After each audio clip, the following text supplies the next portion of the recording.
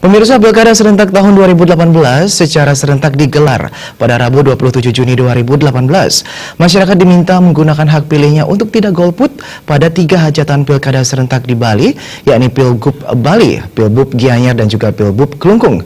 Apapun hasil dalam Pilkada nantinya harus disikapi secara bijaksana sehingga tidak terjadi perpecahan.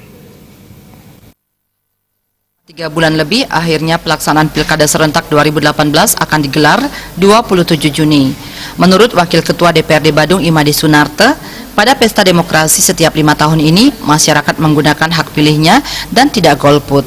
Ia mengharapkan pemilih menyalurkan hak pilihnya secara cerdas dan rasional sesuai hati nuraninya. Selain itu, mengajak masyarakat menciptakan suasana kondusif agar pilkada berjalan aman dan damai, mengingat saling sindir dan kecam banyak terjadi di medsos.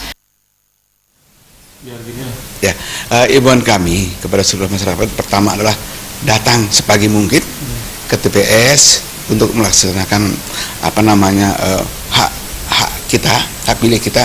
Kedua, jangan golput. Ya. Orang golput kan seolah-olah tidak bertanggung jawab. Kita harus pilih.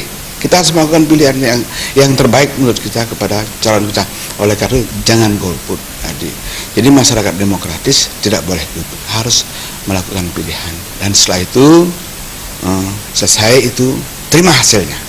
Tidak perlu lagi berpanjang diperdebatkan, karena hanya meluang-luang waktu, meluang biaya, dan lain sebagainya. Kembali ke semula, bekerja, gotong royong, sering asuh dan seluruh sebayan take kembali membangun Bali sehingga menjadi Bali yang kembali berjaya, ajak Bali dan sejahtera Bali ini.